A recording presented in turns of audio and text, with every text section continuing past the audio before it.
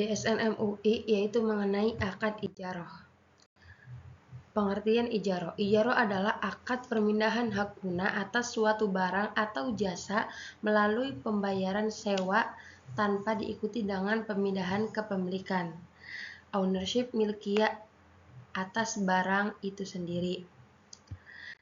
Sedangkan menurut Al-Quran dan hadisnya, yang pertama yaitu dalam surat Al-Baqarah ayat 233, wa in aradtum an tastardi'u auladakum fala junaha 'alaikum idza sallamtum ma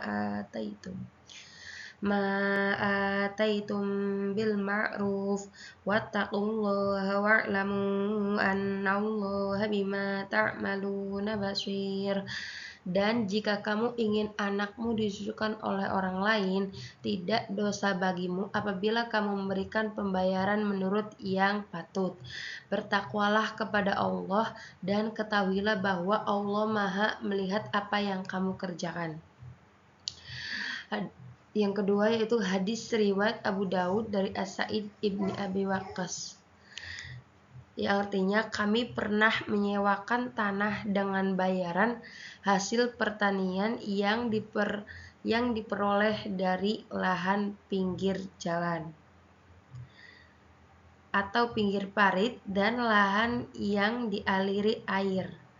Maka Rasulullah melarang kami melakukan hal tersebut dalam memerintahkan agar kami menyewakan dengan emas atau perak. Kita lanjut ke ketentuan ijarah. Ketentuan ijarah itu ada banyak. Yang pertama, ketentuan terkaitan hukum dan bentuk ijarah. Yang pertama, akad ijarah boleh direalisasikan dalam bentuk akad ijarah ala alian dan akad ijarah ala almal, ijarah ala asyaks. Yang kedua, akad ijarah boleh direalisasikan dalam bentuk akad ijarah tahliyah, ijarah muttahiyah bin at-tamlik atau IBT, dan ijarah mashufah fil azimah IMVD. Lanjut ketentuan terkait sigot akad ijarah.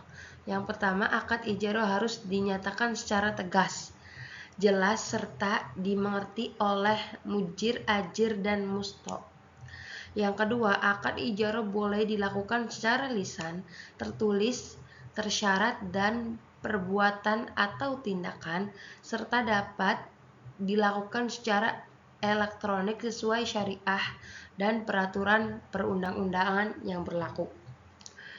Terus ketentuan terkaitan dengan mujir, mutajir, dan ajir. Yang pertama, akad ijarah boleh dilakukan oleh orang syahsiyah, tabiiyah, naturlikiyah, person, maupun yang dipersamakan dengan orang baik, perbadan hukum maupun tidak perbadan hukum. Hukumnya peraturan perundang-undangan yang berlaku dan berdasarkan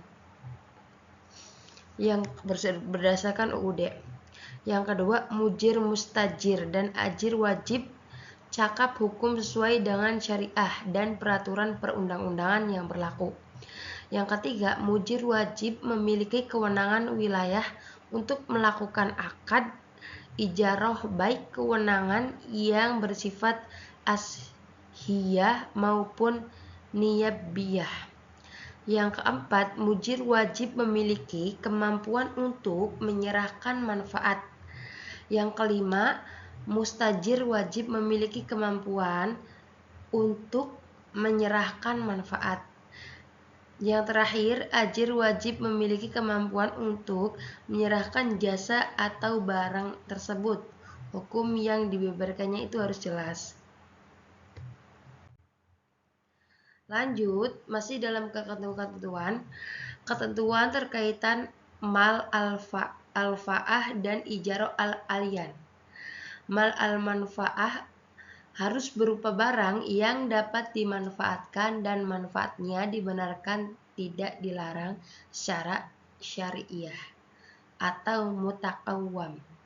Yang kedua, mal al-manfaah sebagaimana dalam angka 1 harus dapat diserah terima kasihkan makdur at-taslim pada saat akad atau pada waktu yang disepakati dalam akad ijarah musofah fil azimah.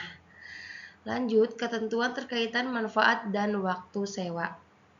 Yang pertama, manfaat harus berupa manfaat yang dibenarkan atau tidak dilarang secara syariah mutakawwam. Yang kedua, manfaat harus jelas sehingga diketahui oleh mujir dan mustajir ajir. Yang ketiga, tata cara penggunaan barang sewa serta jangka waktu sewa harus disepakati oleh mujir atau mustajir. Yang keempat, mustajir dalam akad ijarah ala ayan boleh menyewakan kembali al-ijarah min al-batin kepada pihak lain kecuali tidak diizinkan dilarang oleh mujir. Yang kelima, mustajir dalam akad ijarah al-ayan tidak wajib menanggung risiko terhadap kerugian yang timbul karena pemanfaatan kecuali karena at-tadi atau takhir atau muhawalat asyud. Kita lanjut. Masih dalam ketentuan terkait dengan amal yang dilakukan ajir. Yang pertama, amal pekerjaan atau jasa yang dilakukan ajir harus berupa pekerjaan yang dibolehkan menurut syariah dan peraturan perundang-undangan yang berlaku. Dan yang kedua, amal yang dilakukan ajir harus diketahui jenis, spesifikasi, dan ukuran pekerjaan serta jangka waktu pekerjaannya. Yang ketiga, amal yang dilakukan ajir harus berupa pekerjaan sesuai dengan tujuan akad. Ketentuan terkaitan ujrah. Ujrah boleh berupa uang, manfaat barang, jasa, atau barang yang boleh dimanfaatkan syariah, mutakawwam, dan peraturan perundang-undangan yang berlaku. Yang kedua, kuantitas atau kualitas ujrah harus jelas, baik berupa angka nominal, persentase tertentu, atau rumus yang disepakati dan diketahui oleh para pihak yang melakukan akad. Yang ketiga, ujrah boleh dibayar secara tunai, bertahap, angsur, dan tangguh berdasarkan kesepakatan sesuai dengan syariah dan atau peraturan perundang-undangan yang tetap berlaku. Yang terakhir, ujrah yang telah disepakati oleh tinjau ulang atas manfaat yang belum diterima oleh mustajir atau kesepakatan lainnya. Ketentuan khusus untuk kegiatan atau produk. Yang pertama, dalam hal akad ijarah dipraktikkan dalam bentuk pembiayaan ijarah berlaku di hawabit dan hudud ijarah sebagaimana terdapat dalam fatwa DSN MUI nomor 9 DSN MUI IF 2000 tentang pembiayaan ijarah. Yang kedua, dalam hal akad ijarah dipraktikkan dalam bentuk IMBT berlaku di hawabit dan hudud ijarah sebagaimana terdapat dalam fatwa DSN MUI nomor 27 DSN MUI 3 2002 tentang al-ijarah al-mutaqayyah bin at-tamlik. Yang ketiga, dalam hal akad ijarah dipraktikkan dalam bentuk pembiayaan multijasa berlaku di hawabit dan hudud ijarah sebagaimana terdapat dalam fatwa DSN MUI nomor 44 DSN MUI V 111/2004 tentang pembiayaan multijasa.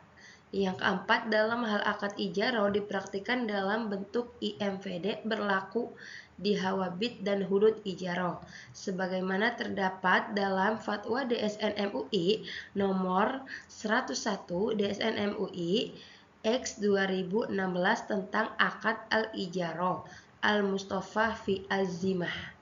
Yang terakhir, dalam hal akad ijaroh dipraktikkan dalam bentuk IMVD, produk PPR inden, berlaku di hawabit dan hudud ijaroh sebagaimana terdapat dalam Fatwa DSN MUI nomor 102 DSN MUI 2016 tentang akad ijaroh yang Mustafa Al-Azimah untuk produk pembiayaan pemilikan rumah PPR dan inden.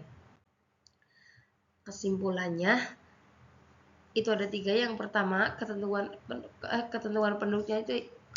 penutupnya itu ada 3.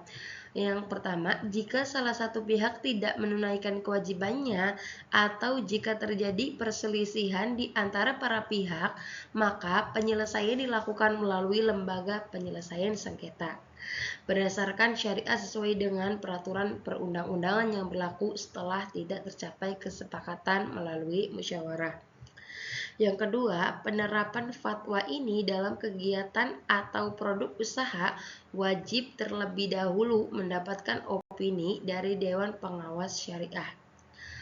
Yang terakhir, fatwa ini berlaku sejak tanggal ditetapkan dan ketentuan jika di kemudian hari terdapat kekeliruan akan diubah dan disempurnakan sebagaimana semestinya. Mungkin hanya sekian yang bisa saya jelaskan mengenai tentang akad ijaroh berkaitan dengan DSN MUI, atau